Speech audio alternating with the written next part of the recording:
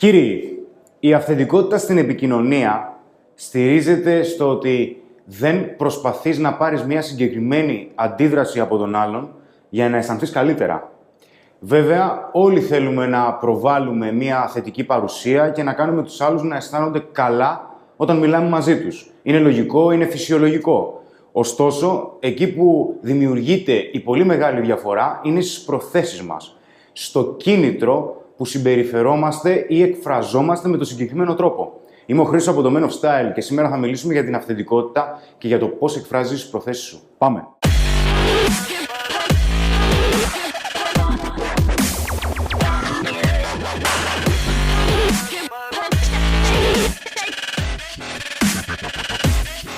Προφανώς και δεν είναι κακό να πεις κάποιο αστείο, να προσπαθήσεις να είσαι ευγενικός ή να προσπαθήσεις να δημιουργήσεις μια θετική αύρα στο περιβάλλον που βρίσκεσαι ή στις κοινωνικές συναναστροφές σου. Αντιθέτως, μάλιστα, είναι κάτι πάρα πολύ καλό. Βέβαια, όταν προσπαθείς να εντυπωσιάσεις μόνο και μόνο για να πάρεις μια συγκεκριμένη αντίδραση ή για να σχηματίσει ο άλλος μια άποψη για εσένα η οποία δεν έχει σχέση με αυτό που πραγματικά είσαι, τότε αρχίζουν και δημιουργούνται τα προβλήματα. Και αυτό σίγουρα δεν είναι καθόλου ελκυστικό. Ένας λόγος που δεν είμαστε αυθεντικοί στην επικοινωνία και δεν εκφράζουμε τις προθέσεις μας έτσι όπως θα θέλαμε, είναι πολύ απλά γιατί πιστεύουμε ότι είτε η αντίδραση του άλλου θα είναι αρνητική, είτε θα απορριφθούμε. Και η έκφραση των προθέσεών μας φαίνεται περισσότερο όταν θέλουμε να φλερτάρουμε με μια γυναίκα που μας αρέσει. Δεν είναι κακό να μας ενδιαφέρει το πώς θα αντιδράσει μια γυναίκα. Εκείνη τη στιγμή η αντίδρασή της έχει αξία και είναι απόλυτα φυσιολογικό. Όταν όμως δεν είμαστε αυθεντικοί, σημαίνει ότι συμπεριφερόμαστε με έναν τρόπο μέσα σε εισαγωγικά ψεύτικο, ώστε να πιέσουμε για να πάρουμε μια συγκεκριμένη αντίδραση. Και αυτό όχι μόνο κάνει εμάς να αισθανόμαστε περισσότερο νευρικοί, αλλά δεν είναι και ελκυστικό για τη γυναίκα.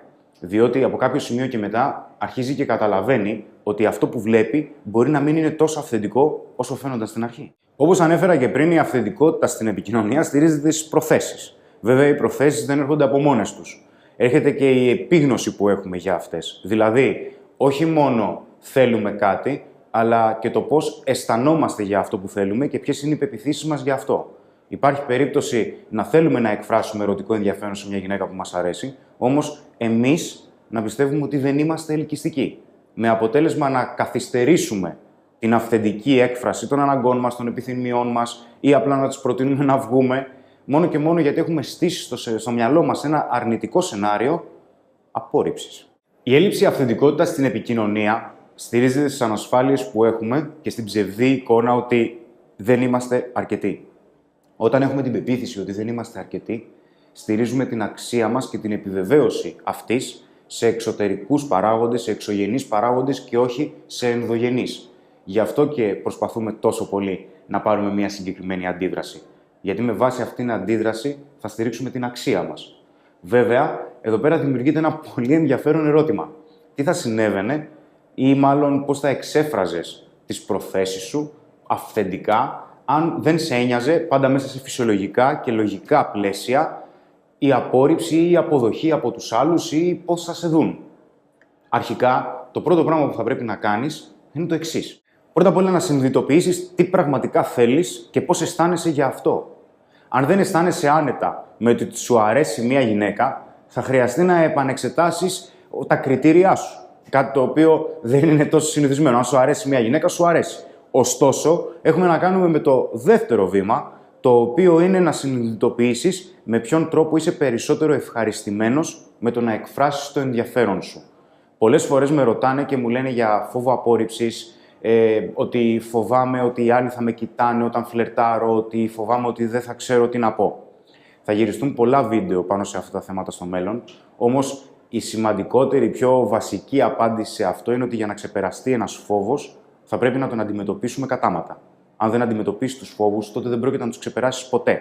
Και η αυθεντικότητα στην επικοινωνία έχει να κάνει πρώτον με το πώς αισθάνεσαι εσύ με τον εαυτό σου και δεύτερον πώς αποφασίζεις να εκφραστείς ώστε να αισθάνεσαι και εσύ καλά, αλλά και να κάνεις και τους άλλους να αισθάνονται καλύτερα, όχι άβολα. Την αυθεντικότητα προσωπικά την φαντάζομαι ως την ικανότητα να εκφράζεις τον εαυτό σου χωρίς άμυνες. Να βρίσκεις το θάρρος να προβάλλεις αλλά και να εκθέτεις τις βαθύτερες ανάγκες και επιθυμίες σου. Και κυρίως να βρίσκεις το κουράγιο να ξεπερνάς τον δισταγμό που έχεις ώστε να εκφράζεις τα βαθύτερα θέλω σου. Είμαι ο Χρήστος από το Men of Style και σήμερα συζητήσαμε για την αυθεντικότητα και για το πώς να εκφράζεις πιο αυθεντικά τις προθέσεις σου. Αν σου άρεσε το βίντεο και αν πιστεύεις ότι με αυτόν τον τρόπο θα είσαι περισσότερο αυθεντικός, τότε κάνε subscribe στο κανάλι μας γιατί έρχονται ακόμα περισσότερα βίντεο. Να είσαι καλά.